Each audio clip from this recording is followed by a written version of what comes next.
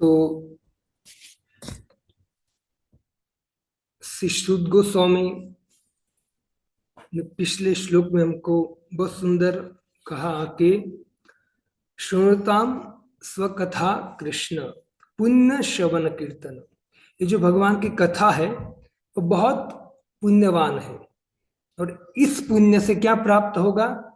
तो कहते हैं कि भगवत भक्ति और भगवत धाम प्राप्त होगा। तो हमको श्रवण कीर्तन करने का जो पुण्य है वो लेने का प्रयत्न करना चाहिए। यही हमारा वास्तव में धन है।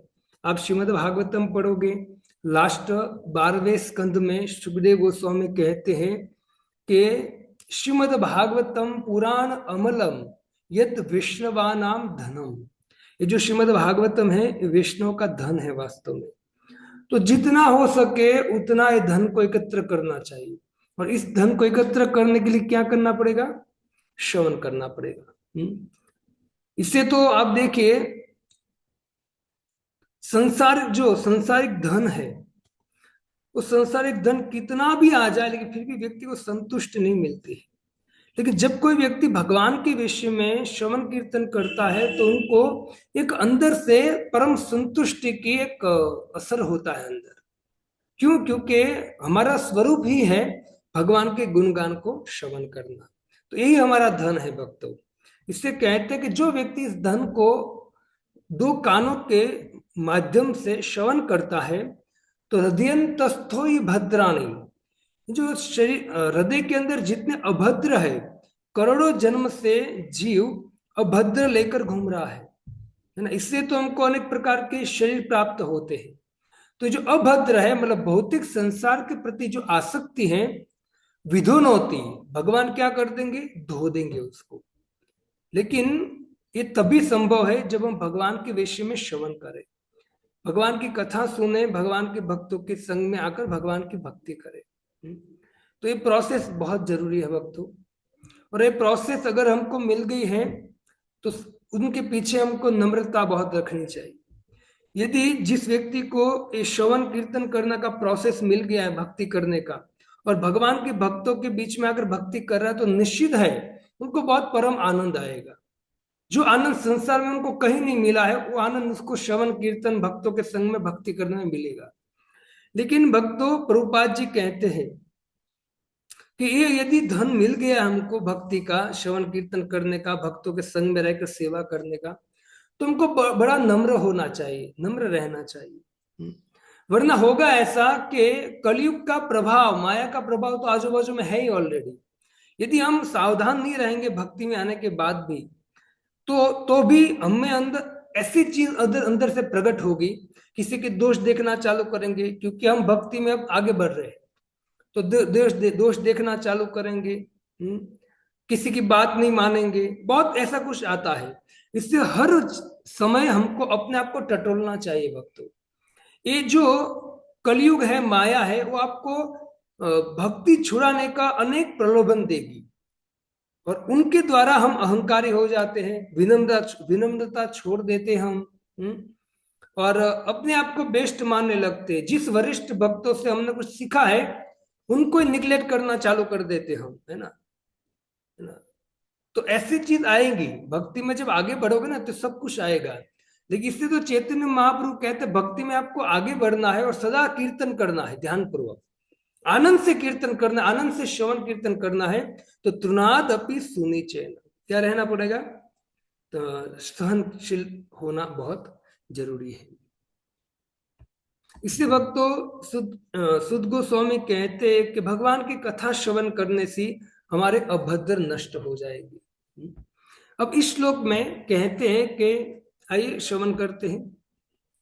नष्ट प्रायेषु भद्रेषु नित्यं भागवत सेवया भगवती उत्तम श्लोके भक्तिर्भवती नष्ट की।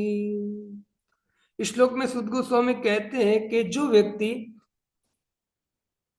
अनुवाद पढ़ते हैं पहले, भागवत की कक्षाओं में नियमित उपस्थित रहने तथा शुद्ध भक्त की सेवा करने से मैं आपको शेयर करता हूँ, बहुत अच्छा अनुवाद है, आप साथ में मेरे पढ़ सकते हो।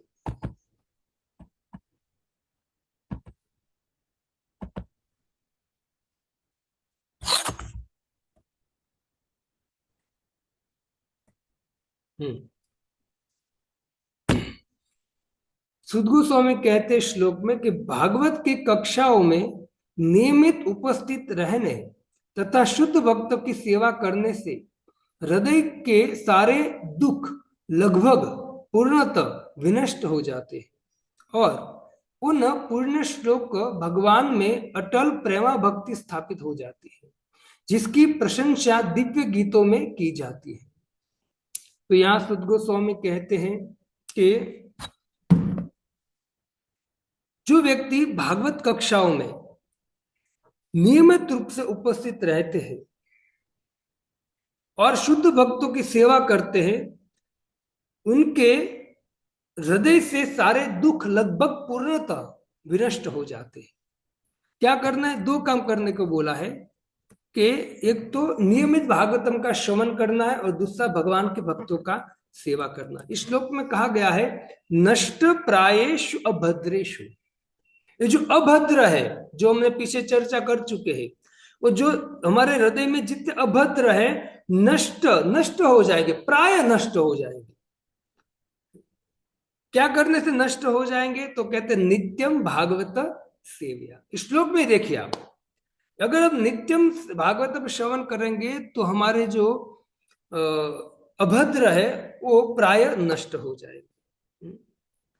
भगवती उत्तम श्लोक के, और किसका गुणगान श्रवण करना है? तो कहते भगवती, भगवान का, जिसकी जिसका गुणगान वेदों में उत्तम श्लोक के द्वारा हुआ है। भगवान के गुणगान किस श्लोक में हुआ? उत्तम श्लोक। इससे भगवान का एक नाम है उत्तम श्लोक। इससे हर व्यक्ति को उत्तम श्लोक वार्तया, भगवान की कथा को श्रवण करना चाहिए। और जब कोई व्यक्ति इस तरह से भगवान की भागवतम की कथा को नित्य श्रवण करता है तो उनके समस्त अभद्र नष्ट हो जाते हैं। और क्या प्राप्त होता है? तो कहते हैं कि भक्ति भगवती नष्ट की, उनको भगवान की भक्ति, अटल भक्ति, अविचल भक्ति मिल जाती है। अब अविचल का अर्थ क्या है? हम सब कैसे भक्त हैं? अविचल है भक्त, हम विचलित भक्त हैं, है ना। हम अविचल भक्त नहीं है। हम भक्ति करते हैं तो अगर अनुकूल स्थिति हो तो हम, है ना, बल्ले बल्ले करते हैं, है ना। और माला होती है, एक सिटिंग में 16 माला कर दिया। लेकिन यदि किसी ने कुछ बोल दिया या किसी ने कुछ मान सम्मान नहीं दिया, कुछ ना कुछ कारण ऐसा आ गया, तो हम क्या हो जाते हैं? ढीले हो जाते हैं। फिर जो उत्साह संडे को था, उस संडे को उत्साह दूसरे संडे में नहीं रहता है, मुंह लटका के खड़े रहते हैं। क्यों? पिछले संडे में वो प्रभु जी ने मुझे मान नहीं दिया, है ना, सम्मान नहीं दिया, है ना, ये नहीं किया, वो नहीं किया। तो अनेक प्रकार के हमारे अंदर ये अभद्र पड़े रहते हैं। इससे इससे ऊपर उठना है भक्तों। लेकिन उससे ऊपर तभी उठ पाएंगे जब हम भक्तों की शरणागत होकर उनकी आज्ञा के अनुसार कार्य करेंगे, सेवा करेंगे, है ना। अपनी मनमानी करेंगे तो मन आपको, वास्तव मन ही चाहता है कि आप अपनी मनमानी करो, है ना। मन ही चाहता है कि आप अपनी मनमानी करो। यदि आपने मन को पकड़कर भगवान के भक्तों की या भगवान के चरणों में पटक दिया तो मन का कुछ नहीं चलेगा। दुख मन से आता है। यदि आपने भगवान की चरण में, भगवान के भक्तों के चरण में पटक दिया है मन को, तो मन शांत हो जाएगा भक्तों। लेकिन दुर्भाग्य की बात है, हमारे मन के द्वारा मनमानी करते हैं, है ना। और मनमानी मन को बहुत अच्छी लगती है, और मन आपको धीरे धीरे कहाँ ले जाता है? नीचे ले जाता है। इससे हमारे अंदर नेष्ट की भक्ति नहीं प्रकट होती भक्तों, है ना। ये यहाँ कहते अविचल भक्ति, अटल भक्ति नहीं होती। इससे भक्तों अटल स्थिर होना बहुत जरूरी है। मैंने आपको उदाहरण दिया था कि जब समुद्र होता है तो समुद्र में बहुत बड़ी बड़ी लहर चलती है, और लहरों के सामने बड़े बड़े तैराकू व्यक्ति का भी नहीं चलता है भक्तों, नहीं चलता है उनका, बड़े बड़े तैराकू का नहीं चलता है। ऐसी थप्पड़ मारते समुद्र की लहर के बड़े बड़े तैराकू व्यक्ति को भी ढेर कर देती है। लेकिन भक्तों हमको ऐसा लगता है कि तूफान चल रहा है समुद्र में, इतनी बड़ी लहर चल रही है। लेकिन आप थोड़े से 1-2 किलोमीटर नीचे जाओगे ना समुद्र के, तो एकदम शांत वातावरण होता है। पानी थोड़ा सा भी उछल कूद नहीं करता है, शांत वातावरण होता है। उसका कारण क्या है? उसका कारण है, बस इसी दृष्टांत को देते हुए प्रभुपाद जी कहते कि ऐसे हमको भी भक्ति की गहराई में जाना है, भक्ति की गहराई में अंदर उतरना है। और भक्ति की गहराई में तभी हम उतर पाएंगे जब हम चैतन्य महाप्रभु की वाणी को श्रवण करेंगे। त्रिनाद अपि सुनी चैन, तभी ये श्लोक जो है उनके अर्थों को समझ पाएंगे और अर्थों के द्वारा उनके अनेक अर्थ निकालकर व्याख्या समझ पाएंगे, अपने आप समझ पाएंगे। तो बहुत जरूरी है, अविचल भक्ति चाहिए, अटल भक्ति चाहिए भक्तों। तो क्या करना पड़ेगा? भगवान की कथाओं को श्रवण करते करते भगवान के भक्तों की सेवा करने। और भगवान की भक्तों की सेवा कैसे होती है? एक तो उनकी आज्ञा का पालन करके, और दूसरा उनके मुख से श्रीमद् भागवतम की कथा श्रवण करके। इससे भक्ति विनोद ठाकुर कहते हैं कि मान और सम्मान की जो भावना है ना, वो वास्तव में शुक्र की विष्ठा के समान है। इससे वो भावना को दूर कर देना चाहिए। यदि हम वास्तव में भगवान और भगवान के भक्तों की सेवा करेंगे ना, हमारी इच्छा नहीं भी होगी ना मान सम्मान की, इतना भगवान देंगे कि संभालना मुश्किल हो जाएगा। आप हमारे परंपरा के एक आचार्य जिसका नाम माधवेंद्रपुरी, जिसने श्रीनाथ जी को प्रकट किया, वो माधवेंद्रपुरी, उसने जब गोपाल जी, गोपीनाथ जी, खीरचोरा गोपीनाथ जी, आप उड़ीसा जाओगे तो वहां मंदिर जब पहुंचे तो उसने देखा कि भगवान को खीर ऑफरिंग हो रहा है, बहुत सुंदर अनेक पात्रों में। तो उसने इच्छा किया कि हो सकता मुझे थोड़ा चखने को मिल जाए। अभी भोग लगानी था, अभी लगाने जा रहे थे। उससे पहले उनको विचार आया कि मुझे यदि चखने को मिल जाए तो कितना अच्छा, मैं वृंदावन जाकर गोपाल जी को ऐसी खीर भोग लगा। उनका भाव तो अच्छा था, उनको खुद को नहीं खानी थी, लेकिन गोपाल जी के लिए इच्छा किया उसने।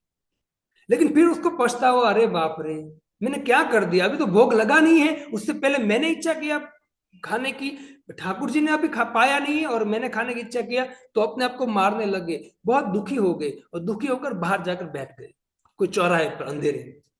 और वहां जाकर क्या कर रहे हैं? हरे कृष्ण कृष्ण कृष्ण हरे हरे, हरे राम राम राम हरे। उसी समय पुजारी ने भगवान को भोग लगा दिया, भोग ले लिया, और फिर पुजारी ने अल्टर बंद कर दिया, भगवान को शयन करा दिया, सो गया खुद। रात को मिनिमम 12-1 बजे हो गए। उसी समय उस पुजारी के स्वप्न में गोपीनाथ जी आए, और गोपीनाथ ने कहा कि हे गोपीनाथ, तूने जो मुझे भोग लगाया था ना, उसमें से एक पात्र है मैंने छुपा कर रख दिया है। हम भोग लगाते तो वापस ले लेते हैं ना, तो बोले एक पात्र मैंने छुपा कर रखा है। तो बोले तू पात्र उठा, और मेरा एक भक्त है जिसका माधवेंद्रपुरी, वो बाहर ही बैठा है, उनको जाकर दे दे। तो माधवेंद्रपुरी को मतलब स्नान के अंदर गए, वो पात्र लिया और गए माधवेंद्रपुरी को दिया। ढूंढे माधवेंद्रपुरी को, और ढूंढकर बोला कि माधवपुरी, आपके लिए भगवान ने खीर की चोरी किया है। अब हुआ ऐसा कि ये जो बात है कि भगवान ने भक्त के लिए खीर की चोरी किया, तो बात फैलने लगी। तो माधवेंद्रपुर ने बोला कि मैं यह बात फैलने लगी है तो सब लोग मेरी क्या करेंगे? वाह वाह करेंगे, मुझे मान देंगे, सम्मान देंगे, है ना, मुझे सिर पर बिठा लेंगे, लेकिन मुझे चाहिए नहीं, क्योंकि ये सब भक्ति में क्या है? बाधा है। माधव ने पूरी तुरंत, अभी अंधेरा था उससे पहले माधव भागे, कहा? उड़ीसा के लिए भाग गए। वहां से चलने लगे कि यहाँ मुझे मान सम्मान नहीं चाहिए। लेकिन भक्त तो याद रखना, जो व्यक्ति मान सम्मान नहीं चाहता, प्रतिष्ठा नहीं चाहता है ना, और भगवान की भक्ति चाहता है, तो प्रतिष्ठा मान सम्मान उनके पीछे पीछे चलता है, न चाहते हुए भी देते हैं भगवान। और जो भगवान देते हैं ना मान प्रतिष्ठा, वो मान प्रतिष्ठा इतनी श्रेष्ठ होती है कि न भूतो न भविष्य। तो माधवेंद्रपुरी, ये तो मान सम्मान जो गांव वाले थे उनसे बच के भागे माधवेंद्रपुरी। लेकिन जैसे माधवेंद्रपुरी उड़ीसा में पहुंचे ना, तो ये बात उड़ीसा में ऑलरेडी पहुंच गई थी। और उड़ीसा वालों ने कहा कि देखो, यही है संत माधवेंद्रपुरी जिनके द्वारा भगवान ने चोरी किया था, खीर की चोरी किया था। तो वहां इतना सम्मान हुआ, इतना मान सम्मान माधवेंद्रपुरी का हुआ कि उनको भर भर के वहां के चंदन दिया, और साथ में 2 व्यक्ति को दिया कि जाइए आपके साथ में।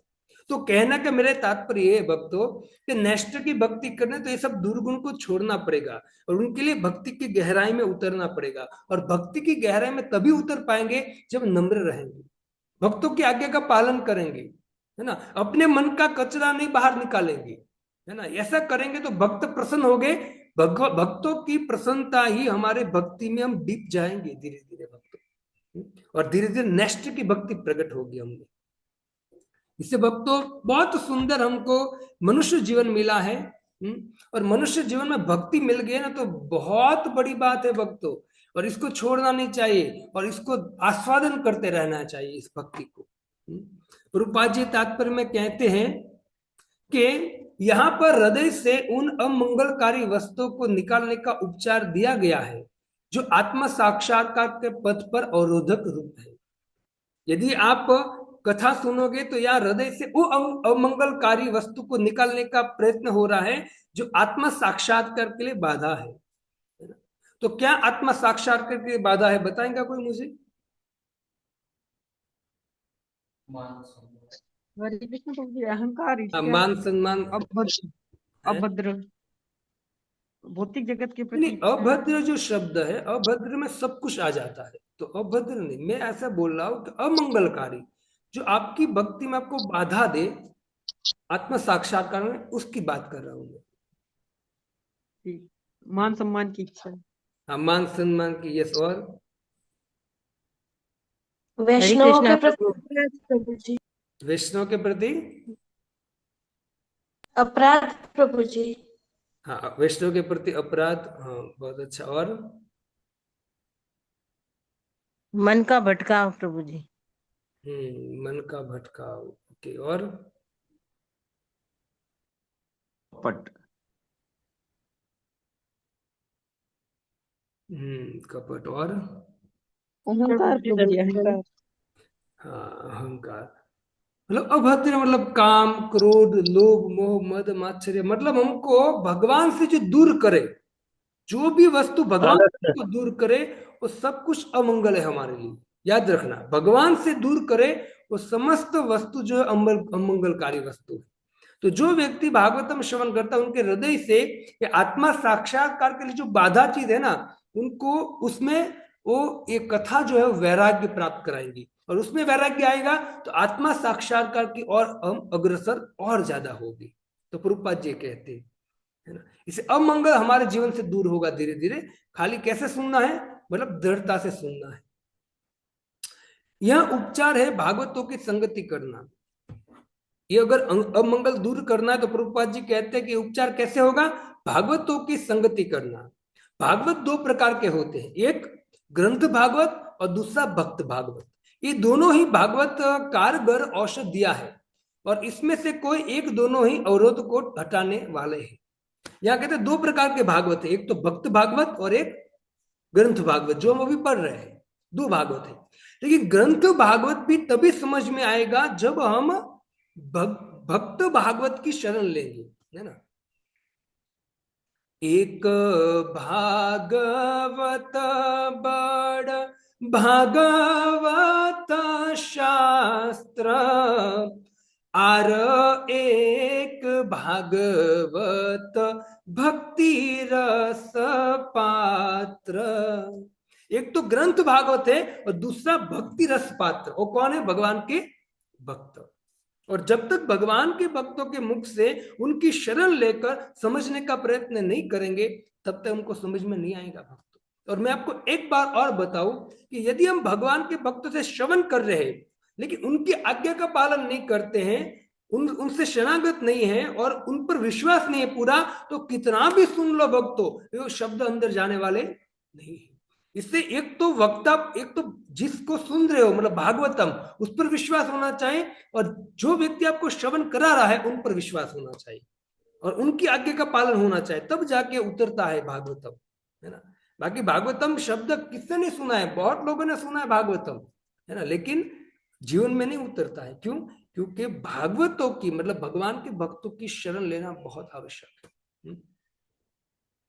इसे कहते भागवत पढ़ गिया वैष्णवेर स्थाने, एकांत आश्रय कर श्री चैतन्य चरणे। है ना, वैष्णव का आश्रय कीजिए। जब वैष्णव का आश्रय करेंगे तो फिर क्या होगा, समझो आपने एकांत मतलब चैतन्य महाप्रभु की शरण ग्रहण कर ली। इससे भक्तों हमें किस भक्त से श्रवण करना चाहिए? प्रभुपाद जी कहते हैं कि दोनों ऐसी औषधि है, ग्रंथ भागवत और भक्त भागवत ऐसी औषधि है कि समस्त प्रकार के जो अवरोध है भक्ति में, वो समस्त प्रकार के अवरोधों को ये दोनों हटा सकते हैं, ग्रंथ भागवत और भक्त भागवत। लेकिन ग्रंथ भागवत भी तभी समझ में आएगा जब हम भक्त भागवत की शरण ग्रहण करेंगे। और आगे प्रभुपाद जी कहते हैं कि भक्त भागवत ग्रंथ भागवत के ही समान है, क्योंकि भक्त भागवत ग्रंथ भागवत के अनुसार ही जीवन यापन करता है।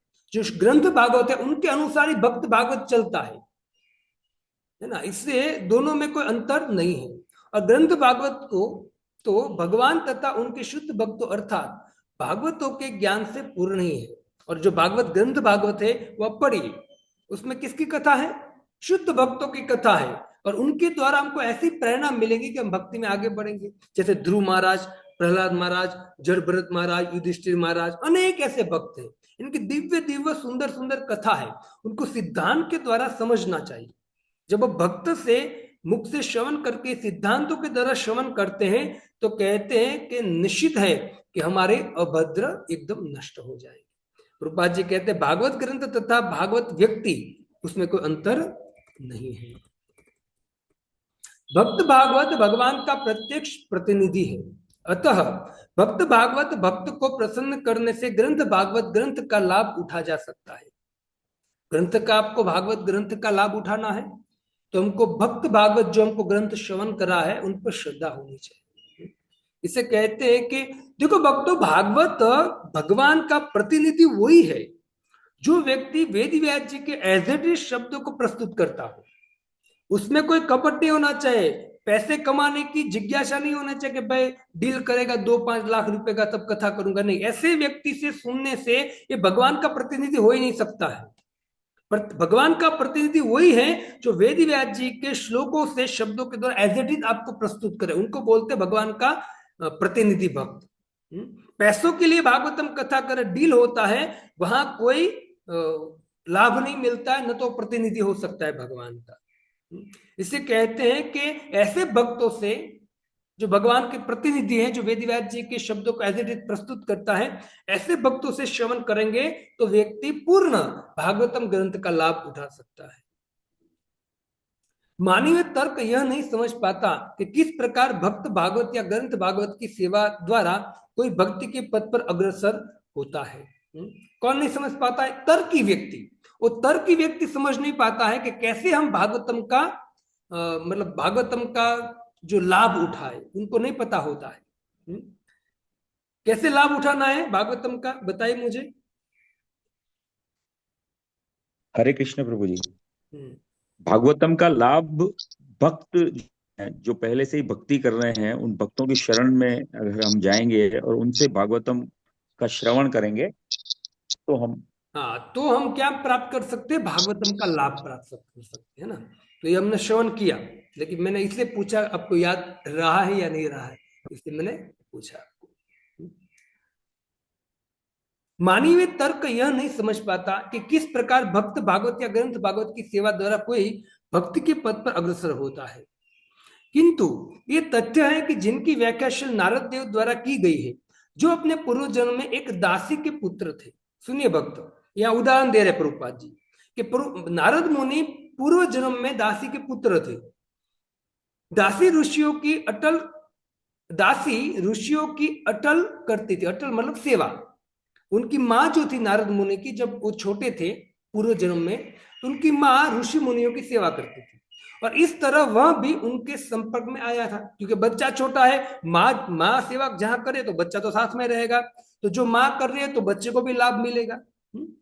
तो वास्तव में अगर माँ बाप सेवा कर रहे हैं भगवान की, तो बच्चे भले छोटे हैं लेकिन कम से कम बच्चे भगवान के भक्तों के बीच में घूम रहे हैं, तो लाभ तो मिलेगा ही उनको, है ना। इससे माँ बाप को क्या करना चाहिए? बच्चों को लाना चाहिए। भले बच्चे छोटे कुछ ना करें, लेकिन बच्चे कम से कम घूमते रहेंगे यहाँ, तो बच्चे वैष्णव जो होते हैं, वैष्णव बच्चों को देख के प्रसन्न होते हैं, बच्चे को सेवा कर जो भी करते हैं, तो उनकी दृष्टि बच्चों पर पड़ती है, तो भी उनका कल्याण होता है ना। तो देखो ये उदाहरण है कि नारद मुनि एकदम छोटे थे, लेकिन उनकी माँ साधुओं की सेवा कर रही थी, तो बच्चा भी साथ में चलता है, तो बच्चा वहां घूम रहा था, तो उनको भी लाभ मिल गया, है ना। अब क्या लाभ मिला, तो कहते हैं कि दासी इस तरह वह भी उनके संपर्क में आया, केवल उनके संपर्क से तथा उनका जूठन खाकर। अब देखो बच्चा है, बच्चे को क्या पता, अभूत बच्चा होता है, कोई भक्त बैठा है प्रसाद लेने के लिए, तो बच्चा तो आकर वहां बैठ जाएगा और अपना हाथ तुरंत डालेगा प्लेट में, है ना। तो अभूत बच्चा है, उसको कोई दोष नहीं लगता है। और वास्तव में अगर कोई बच्चा ऐसा खाता है तो भक्त भी उनको खिलाता है सामने से। और भक्त का जब जूठन खा जाता है, तो परिस्थिति बता रहे हैं कि जैसे ही नारद मुनि ने उनका जूठन खाया, तो नारद मुनि कहते हैं, मतलब वो कहते वेदव्यास जी और प्रभुपाद जी के जूठन खाकर यह दासी पुत्र मतलब नारद मुनि शील नारद देव नामक महान भक्त बन गए तथा एवं महान व्यक्तित्व बन गए। नारद नारद क्यों बने, क्योंकि उसने वैष्णव का जूठन खाया। ऐसे भक्त और एक बार बताऊं, यदि आपके छोटे छोटे बच्चे हैं, आप सत्संग में आइए, बच्चों को भी लाइए, है ना। अगर आप व्यक्ति चाहता है, हर व्यक्ति चाहता है कि मेरे बच्चे का कल्याण हो, आगे जाके मेरे बच्चा सुखी रहे, वो सुखी रखना चाहते हो, ये प्रोसेस अपनानी चाहिए, है ना। ये प्रोसेस अपनानी चाहिए, भक्तों के बीच में लाना चाहिए, कुछ भी हो जाए उनको। इससे भागवतों की संगति के ऐसे चमत्कारी प्रभाव होते हैं।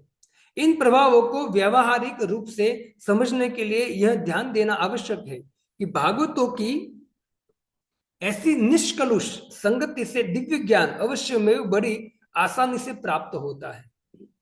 नारद मुनि वहां उच्चिष्ट खाया, सेवा किया साधुओं की, साधु प्रसन्न हो गए, क्योंकि एक छोटा बच्चा होता है ना, वो साधुओं के भक्तों के बीच में घूमता है, और साधु भक्तों के बीच में घूमता है, तो बच्चे अभूत होते हैं, तो भक्त उस पर कृपा करते हैं, उनको देखते हैं, है ना।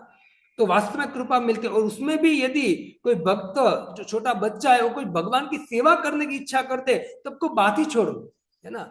भक्त बहुत प्रसन्न हो जाए, देखो बच्चा भी भगवान की सेवा करने की इच्छुक है, तो और प्रसन्न हो जाते हैं। तो नारद मुनि ने क्या सेवा किया उनकी, नारद मुनि ने कुछ दूसरी कोई सेवा नहीं किया था, नारद मुनि ने एक इच्छा व्यक्त की साधुओं के सामने, क्या, उनका जूठन खाने का, कि मैं खा सकता हूं, इच्छा किया, तो ऋषि मुनि प्रसन्न हो गए, उनको अनुमति दे दिया, हाँ खा सकता है, बच्चे को कौन मना करेगा, है ना। सब प्रेम करते बच्चों को, है ना। तो नारद मुनि उस वैष्णव की जूठन खाकर उनके मुख से भागवतम की कथा श्रवण करने के बाद वो क्या बन गए, नारद बन गए। तो ये है नारद मुनि का पूर्वजन्म का जीवन चरित्र, है ना। तो यहाँ प्रभुपाद जी कहते हैं कि देखो नारद मुनि नारद बने, उसका कारण भी भक्त है। तो हमें भी यदि ऐसा व्यक्तित्व बनाना है हमारा, ऐसे भक्त बनने हमको, संसार में रहते रहते भी अपनी चेतना मन बुद्धि को शुद्ध करना है, तो हमें अपने मन को अपनी बुद्धि को वैष्णव के चरणों में पटकना चाहिए। हमारी बुद्धि तर्क वितर्क करती है, मन यहाँ वहां विचलित करता है, मन मानता नहीं है कि चलो सत्संग में जाए, नहीं, थिएटर में जाते हैं, मन नहीं मानता है। लेकिन फिर भी क्या करना चाहिए, हमको बुद्धि को स्ट्रांग बनाने का प्रयत्न करना चाहिए, और उसी बुद्धि में से तर्क वितर्क हटाकर ऐसी स्ट्रांग करके मन को लेकर वैष्णव के शरण में जाना चाहिए, तभी होगा। देखो अभी पहला अध्याय है, पहला स्कंद का दूसरा अध्याय है, उसमें सुद गोस्वामी स्पष्ट करते हैं कि यदि आप दिव्य स्थिति को प्राप्त करना चाहते हो तो क्या करना चाहिए, भागवतम का श्रवण कीर्तन भक्तों के संग में उनकी शरणागति लेकर करना चाहिए। जब तक शरणागति नहीं होगी ना, तब तक कोई आपको कृपा नहीं करेगी। शरणागति वाला भक्त पर विशेष भक्त अपने अंदर से खुश होता है, भक्त उन पर, क्यों, क्योंकि भक्त देखते कितनी सुंदर सेवा करते हैं, और ये गुरु की आज्ञा पालन करने में कितना उसका श्रद्धा है, भगवान की वाणी को प्रचार करने में कितना कितना इनका मतलब उत्सुकता है। वो देखकर ही, उनको देने की जरूरत नहीं पड़ती, वो देखकर भक्त अंदर से प्रसन्न हो गया तो समझो आशीर्वाद मिल गया। और उससे कोई बड़ी बात नहीं है भक्तों, इससे बड़ी कोई बात नहीं है। इसे देखिए हर एक कथा में प्रभुपाद जी कहते हैं कि वैष्णव का संग और उनकी सेवा, तो उनकी सेवा से अगर नारद मुनि जैसे व्यक्ति नारद बन सकते हैं तो हमारा भी कल्याण निश्चित है उसमें। इसे प्रभुपाद जी कहते हैं कि ऐसी निष्कलुष संगति से दिव्य ज्ञान अवश्य में बड़ी आसानी से प्राप्त होगा। जिससे मनुष्य ये दिव्य ज्ञान आसानी से प्राप्त होगा। वरना हम कितना भी अपने हिसाब से गीता भागवतम पढ़ेंगे ना तो ज्ञान तो आएगा, लेकिन वो जो तत्व शब्दों की तरह समझना चाहिए वो हमको समझ में नहीं आता है। हम कंफ्यूज होते हैं कि इसका अर्थ क्या है, ये क्या है, समझ में नहीं आता है। लेकिन जब कोई वैष्णव की कृपा मिल जाती है तो कहते हैं कि वो ज्ञान जो है अवश्य में बड़ी आसानी से प्राप्त हो जाता है। जैसे धौम्य ऋषि के शिष्य आरुणि, आरुणि का नाम सुना होगा आपने, आरुणि वेद, उन लोगों ने क्या किया, गुरु को प्रसन्न किया और गुरु की कृपा से उनको समस्त वेदों का ज्ञान प्राप्त हुआ, सार प्राप्त हो गया। संस्कृत के श्लोक जो है उनके अर्थ समझ में आने लगे, क्योंकि गुरु की कृपा मिल गई। इसे कहते हैं कि वह भागवतों के मार्गदर्शन में भक्ति में जितनी ही प्रगति करता है उतना ही वह भगवान की दिव्य प्रेममय सेवा में स्थिर होता जाता है। देखो, मैं स्थिर की बात किया था शुरुआत में कि जितने आप भक्तों के मार्गदर्शन, उनकी आज्ञा के अनुसार भक्ति करते जाते हो तो धीरे धीरे धीरे धीरे भगवान की दिव्य प्रेम में स्थिति में ऊपर उठते हैं और व्यक्ति भक्ति में स्थिर हो जाता है। कोई जगह पे विचलित नहीं होता है वो, कोई जगह पर। फिर ऐसा नहीं होता है कि आज उसने 16 माला की तो कल वो 2 माला पे आ गया, नहीं, वो दृढ़ इतना होता जाएगा, 16 माला की है तो 16 माला और बेस्ट करने का प्रयत्न करूंगा और माला बढ़ाऊंगा, धीरे धीरे अग्रसर होगा वो। क्यों? क्योंकि उसने परफेक्ट भगवान के भक्तों की शरण ग्रहण की। देखो, प्रभुपाद जी जब प्रचार किया ना इतना बड़ा, तो जो प्रभुपाद जी के शिष्य इतने बड़े लेवल पे है, अभी भक्त बन गए हैं, उसका कारण क्या है? उन लोगों ने प्रभुपाद जी की बात को एज इट इज ग्रहण करके उसी अनुसार जीवन को ढाल दिया, उसी अनुसार अपने मन को साइड में कर दिया और अपनी चेतना को गुरु की आज्ञा के अनुसार, वैष्णव की आज्ञा के अनुसार ढाल दिया। अब देखिए उन लोगों की कैसी स्थिति है ना। गोपाल कृष्ण महाराज, गुरु महाराज, आप देखिए उनका जीवन चरित्र देखिए। उसने प्रभुपाद जी की वाणी को प्रचार, एज इट इज प्रचार करने के लिए, एक बार गोपाल कृष्ण महाराज ऐसे बैठे थे, भागवतम पढ़ने के बाद थोड़ा ऐसे बैठे तो अचानक उसको कुछ 5 मिनट के लिए आंख बंद हो गई। 5 मिनट के लिए आंख बंद हो गई और वापस जगे तो उसने अपने सेवक जिसका नाम दशावतार प्रभु, उनको बुलाया और बोला कि दशावतार, मैं वास्तव में प्रभुपाद जी को ठग रहा हूं। मैं क्या कर रहा हूं? प्रभुपाद जी को ठग रहा हूं, मैं प्रभुपाद जी को ठग रहा हूं, कपट कर रहा हूं। तो बोले क्या हुआ महाराज जी? तो बोले मैं 5 मिनट सो गया अभी। क्या बोला वो? मैं 5 मिनट सो गया। मतलब वो 5 मिनट भी सोना नहीं चाहते, वो 24 घंटे क्या करना चाहते? प्रभुपाद जी जो आज्ञा दिया है उस अनुसार इस संसार में गीता भागवतम कृष्ण भावनामृत को फैलाना चाहते, सोना नहीं चाहते थोड़ा सा। तो सोचिए इतनी बड़ी चेतना है उनकी। 5 मिनट सो गए तो अपने आप को कोसने लगेगा, अरे बाप रे मैं सो गया, प्रभुपाद जी को मैं क्या कपट कर रहा हूं, प्रभुपाद जी के साथ उनके आज्ञा का पालन नहीं कर रहा। सोचिए ऐसे संत हो गए हैं। उसका कारण क्या है? क्योंकि मतलब ऐसे भक्तों का आशीर्वाद है उन पर, प्रभुपाद जी जैसे आचार्यों का आशीर्वाद है उन लोगों पर। तो ऐसे अनेक उदाहरण मिलते भक्तों। अतएव ग्रंथ भागवत की कथाओं को भक्त भागवत से ही प्राप्त करना जरूरी है। और इस प्रकार इन दोनों भागवतों के संयोग से नव दीक्षित भक्त की प्रगति होती है ना। अभी का राजसमंद में सब लोग कैसे हैं? नव दीक्षित भक्त है ना। अभी कोई दीक्षा नहीं लिया, अभी धीरे धीरे लेंगे। नव दीक्षित भक्त है तो नव दीक्षित भक्त को खास करके वैष्णव को आज्ञा का पालन करना है और उनकी शरण में रहकर और जीवन को आगे बढ़ाना है, तभी जाकर नव दीक्षित भक्त जो है अपनी स्थिति से ऊपर उठ पाएगा। प्रभुपाद जी यहाँ कहते हैं कि भागवत से ही प्राप्त करना जरूरी है। और इस प्रकार इन दोनों भागवतों, मतलब ग्रंथ भागवत और भक्त भागवत, दोनों के संयोग से नव दीक्षित जो भक्त है वो प्रगति उनकी होती जाती है। तो भक्तों हमको ये सब शब्द पकड़ना है और अपनी जड़ता को साइड में कर कर हमको भक्ति करने का प्रयत्न करना है। सेवा में लगे, आप खुद लगे और हमको लगना है और दूसरों को लगाना, ये कार्य करना। लेकिन दूसरे हमको देखकर तभी लग पाएंगे जब हम ऐसा आचरण करेंगे, है ना। हम ऐसा आचरण करेंगे, हम भी यदि सेवा करेंगे तो लोग हमको देखेंगे और हमारे अनुसरण करेंगे, वो भी सेवा करेंगे। इससे मैं संडे को कहता हूं, संडे पे आते हो तो कुछ ना कुछ सेवा करने का, या तो पहले आकर सेवा करो या लास्ट में आकर सेवा करो, कुछ ना कुछ सेवा करते रहिए, जिससे आपको देखकर दूसरे लोग भी क्या हो, उनको भी उत्साह मिले। वक्त इसे भक्तों श्रीमद् भागवतम पढ़िए, भक्तों से मुख से श्रवण कीजिए, क्योंकि अभी खाली हम खुद अपने आप से पढ़ने से समझ में नहीं आता है गीता भागवतम। इसे भक्तों के मुख से श्रवण करेंगे तो भक्तों का अनुभव है, भक्तों को जो गुरु की कृपा है वो सब कुछ मिक्स होकर आपको श्रवण कराता है वो, तो उसके द्वारा हमको भागवतम और स्पष्ट होता जाता है। ठीक है भक्तों, तो इस तरह से प्रभुपाद जी बहुत सुंदर कहते हैं भक्त भागवत और ग्रंथ भागवत। याद रखना चाहिए, ग्रंथ भागवत तभी समझ में आएगा जब हम भगवान के भक्त जो ग्रंथ भागवत को समझाने वाले हैं उनकी शरण में रहेंगे। इससे ऐसा अभी एक मिनट बाकी है, मैं एक बात बता दूं आपको कि बहुत बार ऐसा होता है कि जब नेट में हम जूम में अभी क्लास श्रवण कर रहे हैं तो कभी कभी लोगों को लगता है कि प्रभु जी हम डेली क्लास श्रवण कर ही रहे हैं ना, तो संडे को जाने की क्या जरूरत है, संडे पे क्या करना है, श्रवण कीर्तन ही करना है ना, तो ये भी कर रहे हैं तो संडे को जाने की क्या जरूरत है। क्योंकि याद रखना शास्त्र कहता है सन्मुखो अर्थ लाभाय, जो व्यक्ति सन्मुख बैठता है ना वो अर्थ लाभ करता है, सन्मुख बैठता है वो ज्यादा अर्थ लाभ करता है। नेट में भी श्रवण करता बहुत अच्छी बात है, लेकिन सन्मुख बैठते हो ना तो बहुत लाभ मिलता है।